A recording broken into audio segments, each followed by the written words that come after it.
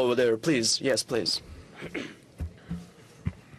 Vladimir Vladimirovich, it will not be an overstatement to say that this summit was overshadowed by Syria, while at the economic issues, leaders found mutually acceptable solutions.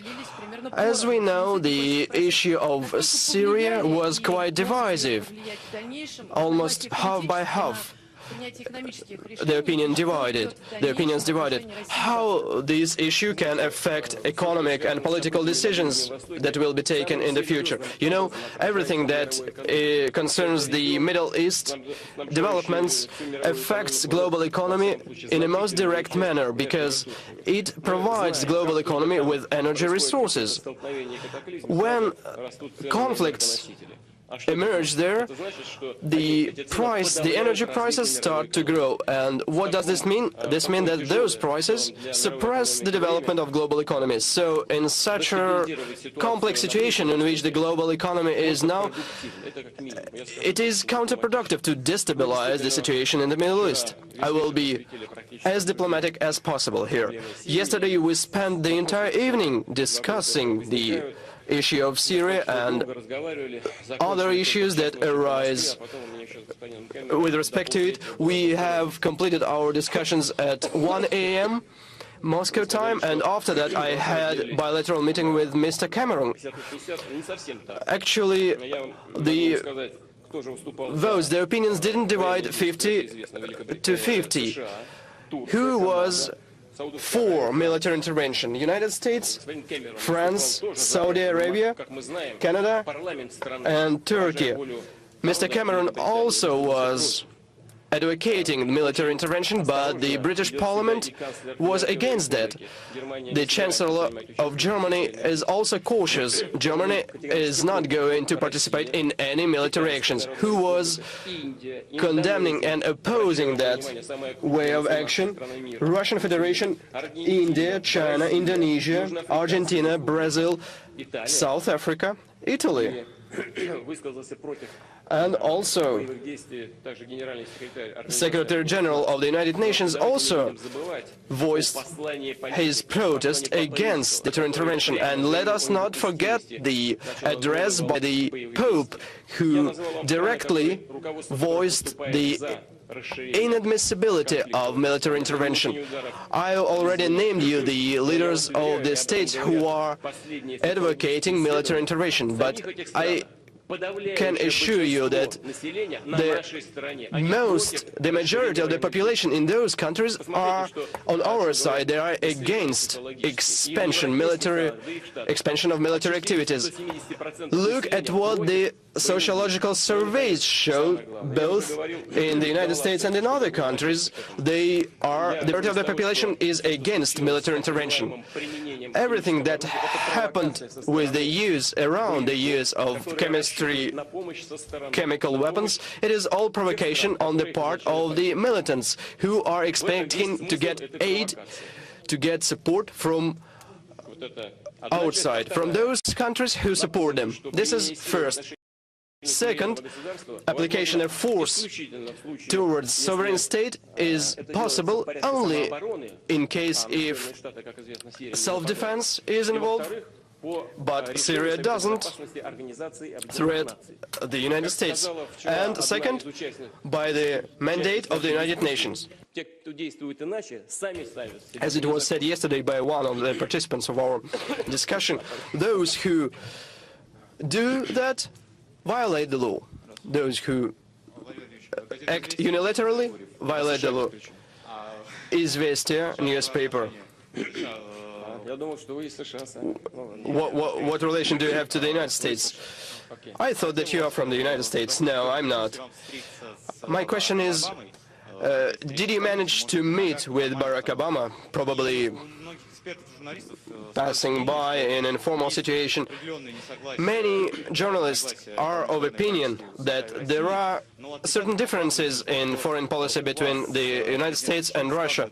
But actually, these differences are affected by the fact that your personal relations between you and Barack Obama are not that bad. How can you characterize your relationship with Barack Obama? We actually met with Mr. Obama not on feet, but on other part of the body. We were sitting. The conversation lasted for probably 20 minutes. It was a very friendly conversation. We stick to our guns. Everybody remained with his position. We understand each other. We listen to each other. We understand arguments. We do not agree with those arguments, but still we can hear them. We tried to find an agreement towards peaceful settlement of this crisis, and we agreed that the foreign ministers of our countries, Foreign Minister of our country, Mr. Lavrov, and Secretary of the State, Jim Kerry, will meet together and discuss this painful topic. Yes, Hugh, please. Please take the mic. Thank you. Wall Street Journal paper. You have just mentioned that there was no convergence of the positions between you and Mr. Obama at your meeting. Can you say that during your meetings with other leaders, some attitudes changed towards Syria, even a little bit? And one more question, since you have a meeting for 15-20 minutes and communications between Moscow and Washington is improving, does this communication improvement include the possibility of exchange Mr. Snowden by Mr. Booth? No, Snowden is not convicted here, so what should we exchange for what? We are exchanging the security services personnel who found themselves in a difficult situation abroad for their colleagues who are imprisoned here in Russia. This practice exists all through the world, but Snowden is not prosecuted here. This is a separate topic. It is not related to espionage, and we didn't even touch upon this topic today. We were talking only about Syria. We didn't talk about Snowden. Let me stress, Mr. Snowden got to Russia by chance. We didn't invite him here. He could have gone to South America by transit, but actually your compatriots, how to express it without saying something odd, your compatriots scared everybody and make him stick in our territory, make him stuck on our territory. They could have acted otherwise.